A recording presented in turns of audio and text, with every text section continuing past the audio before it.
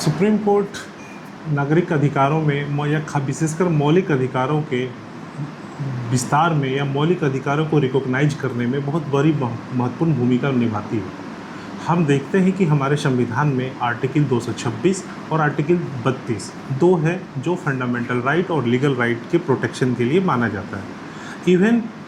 Article 32 जो है खुद अपने आप में एक फंडामेंटल राइट माना गया है। यहाँ आर्टिकल 32 और आर्टिकल 226 में एक मौलिक अंतर है। आर्टिकल 32 के तहत हम सुप्रीम कोर्ट अपने फंडामेंटल राइट के वायलेशन पर जा सकते हैं जब उसमें खतरे उपस्थित होते हैं, और तो उसको लागू कराने के लिए हम सुप्रीम कोर्ट अप्रोच करते हैं आर्टिकल 32 के तहत, जिसमें सुप्रीम कोर्ट बाध्य है कि मेरी वो उस केस की सुनवाई करेगा ही करेगा।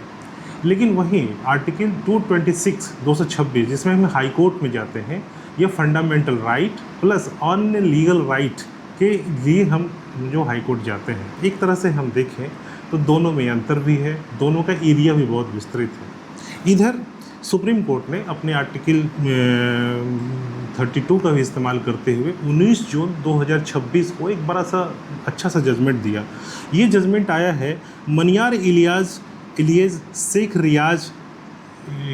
जो एपेलेंट थे, और उनके इसमें हुआ क्या कि एक पिता और पुत्र जो रोड पे जा रहे थे, बच्चे की उम्र 5 से 6 वर्ष थी, और इसमें एक अनियंत्रित गाड़ी आती है और आने के बाद उस बच्चे को और पिता को धक्का देती है, जिससे कि अकस्मात तौर पर उस बच्चे की मृत्यु हो जाती है। अब यहाँ पे क्वेश्चन ये है कि आजकल हम लोग देखते हैं कि रोड हिंसा में बहुत सारे लोगों की मौत हो जाती है, और ये किसी व्यक्ति की मौत होती है तो एक परिवार उजड़ जाता है। वो किसी का बेटा हो सकता है, किसी का पति हो सकता है, किसी का भाई हो सकता है, उसी तरह से किसी की बहन भी हो सकती है। तो इन सारी चीज़ों को देखते हो, और यदि वो किसी परिवार में इस तरह की अकस्मात घटनाएं घटती है जो दुखदाई होती है, तो पूरा परिवार का ताना बाना, सामाजिक ताना बाना, और एक मानसिक स्थिति, घनघोर खराब मानसिक स्थिति में वो परिवार जीने को अभिशप्त हो जाता है। इन्हीं सब चीज़ों को देखते हुए कि वह जो एक बच्चा 5 साल का बच्चा, 6 साल का बच्चा अपने पिता के साथ जा रहा था, वो सरकार पर, सरकारी व्यवस्थाओं पर, और अपने फंडामेंटल राइट जो भी चीज़ें हैं जो हमें संस्थागत रूप से दी गई है, जो हमारे कॉन्स्टिट्यूशनल जो मैंडेट है, जिसको कि हमारे जो कल्चर के द्वारा, हमारी सोसाइटी के द्वारा, हमारे पूर्वजों के द्वारा जिन्होंने लड़कर, जिन्होंने एक जीवन प्रणाली के तहत इसको एडॉप्ट किया, और जिसको कि रिकॉग्नाइज हमारे संविधान में किया गया। अब उस बच्चे की मृत्यु हो जाती है। एक उस बच्चे का एक सुनहरा भविष्य था, एक पिता का सपना साकार करता, अपने परिवार का सपना साकार करता, और देश का भी सपना साकार करने की क्षमताएं उसमें थी। इसी बीच में उस बच्चे की जब मृत्यु होती है तो एक बड़ा सा कारण उपस्थित होता है कि भाई उस बच्चे की मृत्यु क्यों हुई। तो हम लोग देखते हैं कि आज की डेट में कि जो सड़कें होती है, सड़कें जो पैदल यात्रियों के लिए सड़कें होती है, वो सिकुड़ती चली गई है। बड़ी बड़ी गाड़ियाँ आती चली गई है, और बड़ी गाड़ियों के लिए रोड छोटे होते चले गए हैं, और पैदल यात्रियों के लिए जो जगह है वो या तो रेहड़ी वाले लोग या इंक्रोच करके छोड़ देते हैं। लिहाजा जो पैदल यात्री होते हैं उनको, या पैदल रोड पे चलने वाले लोग होते हैं, वो बाध्य होते हैं मेन सड़क पे चलने के लिए, क्योंकि सड़कें होती नहीं है, ना ही रेगुलेटर के द्वारा छोड़ी गई होती है। यदि कहीं छोड़ी भी गई होती है तो उन सड़कों को इंक्रोच कर लिया जाता है बाय रेहड़ी द्वारा, या कोई भी ऐसे लोग जो अपने व्यवसाय चलाते हैं और वहाँ से दैनंदिन काम करते हैं, और लिहाजा उनसे उनका एक इंटरेस्ट क्रिएट हो जाता है। तो लिहाजा उस बच्चे की अकस्मात मृत्यु होती है, और मृत्यु होने के बाद जाहिर सी बात है कि जो कोई भी संवेदनशील इंसान है, उनकी चेतनाएँ झकझोर देने वाली घटनाएँ हैं, क्योंकि एक बच्चे जो होनहार हैं, देश के लिए, इस परिवार के लिए, समाज के लिए कुछ भी कर सकते थे, नहीं रहे। तो इन्हीं सब चीज़ों को देखते हुए जब सुप्रीम कोर्ट में ये केस गया, तो सुप्रीम कोर्ट ने कहा कि जो रोड होता है, रोड पर चलने का अधिकार एक मौलिक अधिकार है। हालांकि ये मनियार इलियास का केस है, लेकिन सुप्रीम कोर्ट ने इस केस को सुप्रीम कोर्ट ने fundamental right to walk and footpath का नाम दिया। मतलब यह कि आपको इसके नाम से fundamental right to walk and footpath, हम देखते हैं कि मानवीय चेतना में रोड पे पैदल चलना हमारी इमेजिनेशन पावर को डेवलप करता है। हमारी इमेजिनेशन पावर, हमारी रचनात्मक शक्ति को विकास करती है, और हमारी रचनात्मक शक्ति जो विचार का एक वाहक होती है और हमें वैचारिक धरातल पे, मजबूत वैचारिक धरातल पे खड़ा करती है, और फिर वो मजबूत वैचारिक धरातल हमारे कामों में, हमारे एक्टिविटियों में, हमारे व्यवहार में रिफ्लेक्ट होता है। तो कहीं ना कहीं पैदल चलने का अधिकार हमारा एक फंडामेंटल राइट है, जिसको सुप्रीम कोर्ट ने, माननीय सुप्रीम कोर्ट ने रिकॉग्नाइज किया, और उन्होंने कहा कि 19(1)(d) के तहत ये एक फंडामेंटल राइट है जिसे हमें पढ़ना होगा, रीड विथ 19(1)(a),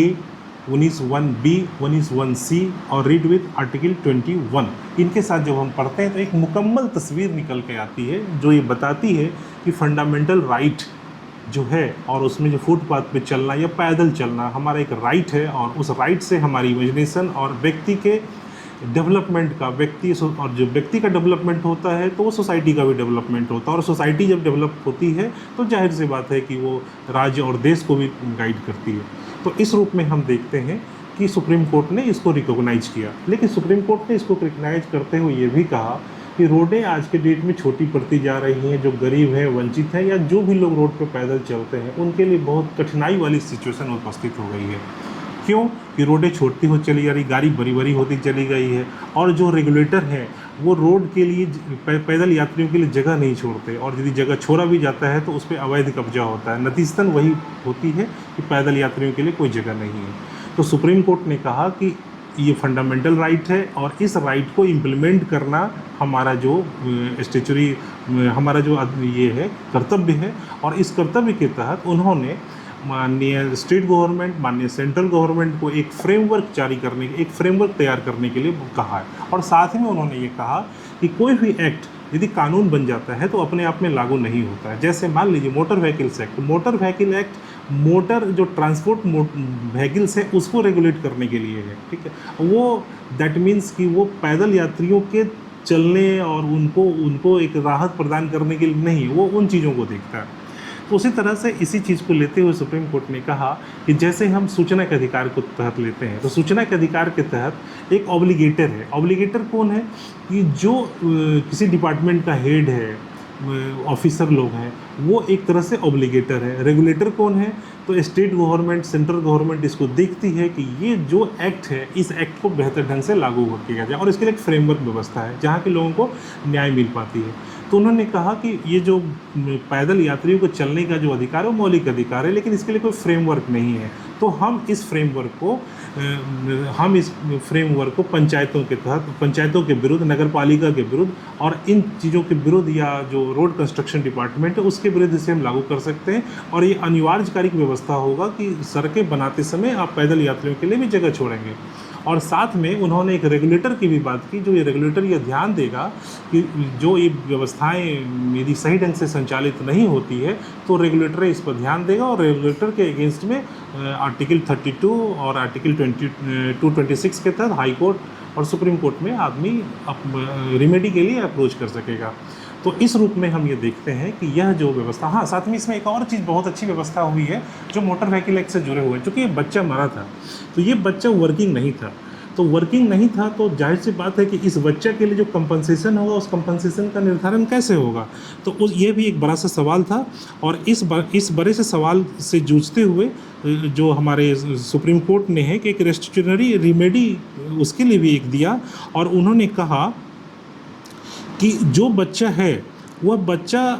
जो बड़ा होगा, जब मेजर होगा तो उसको मिनिमम मान जाए कि वो अभी बच्चा है तो स्किल्ड बच्चे होंगे। तो स्किल्ड जो मज़दूर हैं, और उस मज़दूरी का तहत जो स्टेट में या सेंटर में जो एक मज़दूरी का जो मिनिमम वेज है, उस मिनिमम वेज को देते हुए उस पर डिपेंडेंसी जो 50% है उसको माइनस करते हुए, और फिर उसके बाद जो है कि उसमें जो सरला वर्मा है और प्रणय शेट्टी का जो जजमेंट है उसको ध्यान में रखते हुए मल्टीप्लायर लगा करके, ठीक है, और इस तरह से उसका जो एक कंपनसेशन रेट निकाल करके जो एक सम्मानजनक हो जाता है उस बच्चे को दिया जाना चाहिए। इस तरह से हम ये देखते हैं कि इस केस में जो मनियार इलियाज वर्सेस शेख रियाज का जो केस है, जिसे माननीय सुप्रीम कोर्ट ने फुटपाथ पर चलने के अधिकार को मौलिक अधिकार के रूप में रिकॉग्नाइज किया, एक क्रांतिकारी कदम है। यह उन गरीबों वंचितों के लिए एक न्याय संगत व्यवस्था लाने के लिए है जो